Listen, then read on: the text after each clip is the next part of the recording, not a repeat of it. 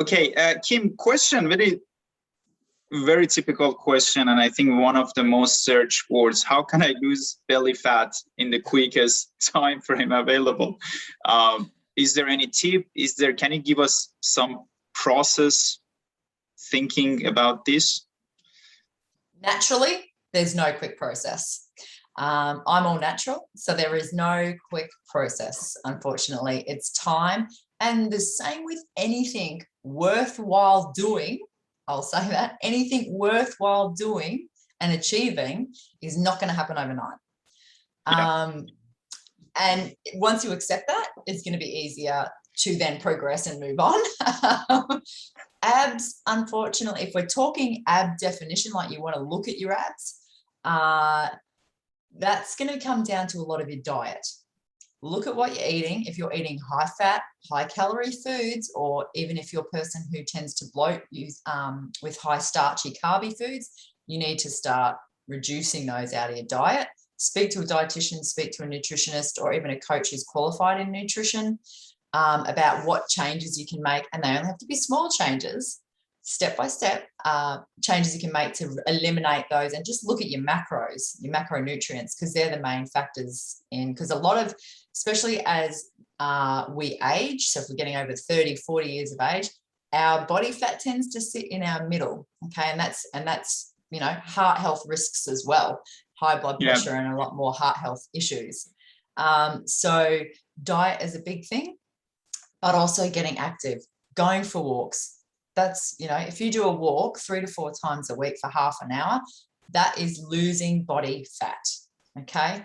So you've got to get into that fat burning zone to start losing body fat, because that's the only way you're going to get rid of abdominal fat along with your diet to start those erector muscles coming out.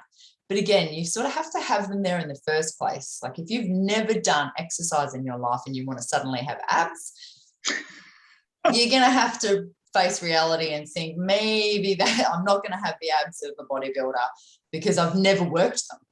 Does that make sense? So they've never been there, but you can work on them now. And that's doing all sorts of core exercises.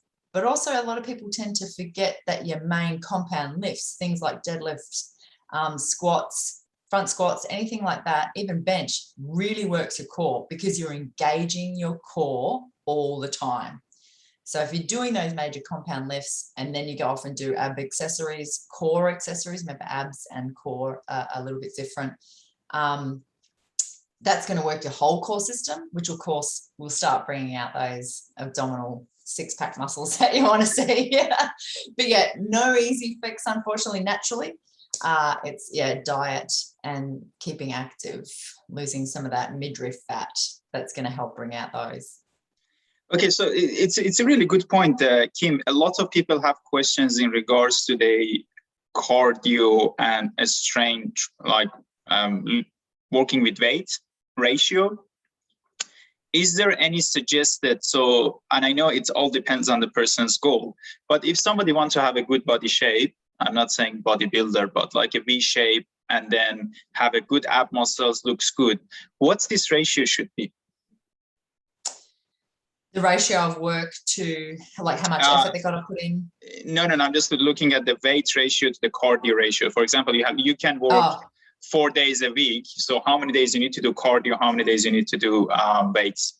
Again, it depends on how heavy the person is to start with and how much body fat they start with, and then how much they want to lose. But I tend, when I'm in bodybuilding mode and I'm trying to lose as much fat as possible, I'm weight training 6 days a week and I'm cardioing 4 to 6 times a week as well.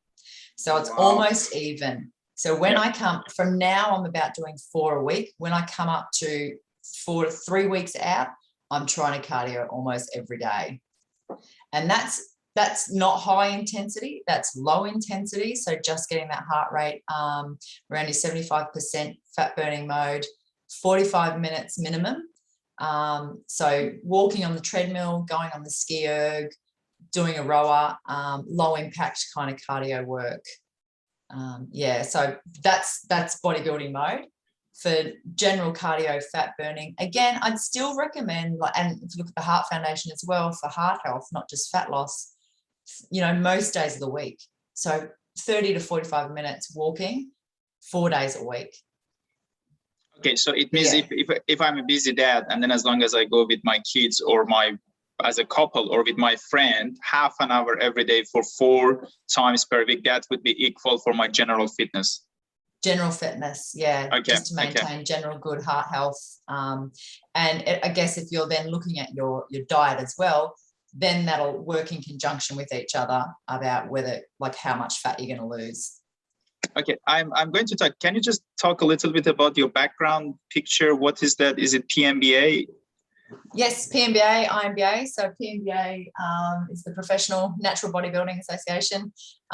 They are 2 of the gold medals that I won in Las Vegas in 2018 for Natural Olympia bodybuilding. So I did win the amateur and the pro division in both physique and figure. So yeah, I put 2 of my gold medals up there. That's Proud amazing. moment. I know. So as a lot of people like bodybuilding, but there's also a negative concept about bodybuilding. Just that, like, I want to be health and fitness. If you do triathlon or if you do marathon, you sound like a good person. If you're doing bodybuilder, it doesn't sound good. Can you just tell us a little bit more about that impact, or how can you reserve your thought on that process? Yeah, it's in Australia, for some reason, I don't know why, Australians think bodybuilding is so negative. It's very negatively looked on. I guess because people perceive it as something unachievable, or that you can only get there if you're on enhancers or other medications. Whereas, it's still got some negativity over in the United States, but it's way more acceptable. There's a lot more people over in the States and a lot more bodybuilders over in the States and a lot more famous bodybuilders in the States. But yeah, here it's kind of very negatively impacted. And I don't know if it's because it's got that stereotypical type of bodybuilder build that, yes, that they're injecting something.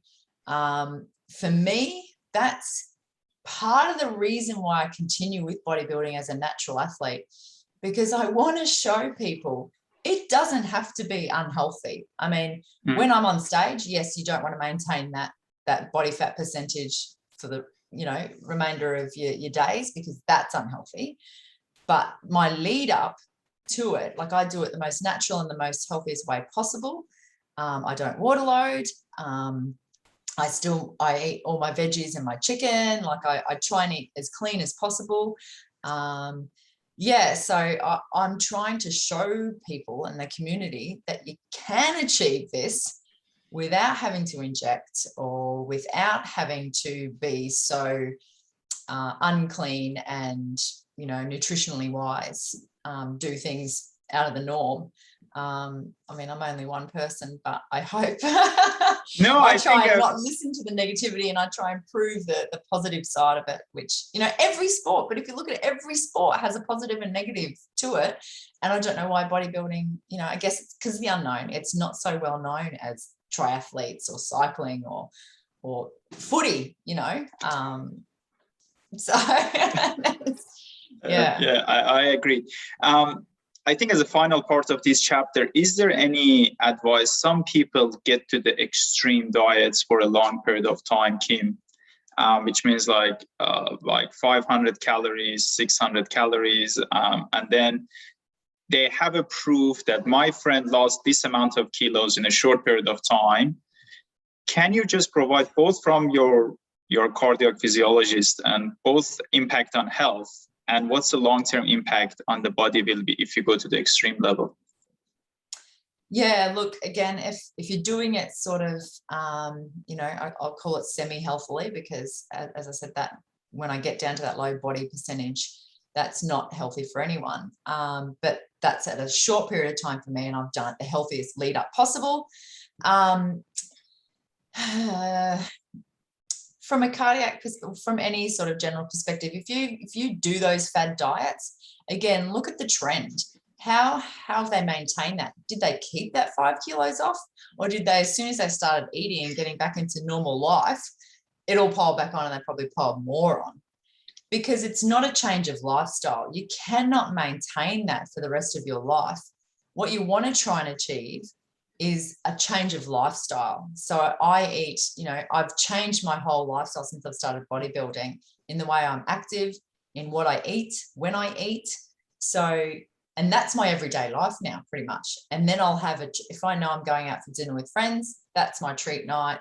Or if I'm having, you know, if I've got an event coming up, especially in prep, I'll preempt that and make sure I've hit my calories, and then I allow myself an extra, you know, treat, and then come back down, hit the calorie deficit again. So it's all keeping about a balance. But again, that lifestyle change, it's something you've got to be able to put in your everyday life. That's not going to be a major hassle, because who's going to do it if it's a major hassle? And if it's maintainable, like if you can't maintain that for, you know, years, how's that going to take effect, both long and short term? And then, yeah, what's it going to do heart health wise? It's not, you know, or even just general health and fitness. Acceptable. Okay, thank you. This is the end of part 2.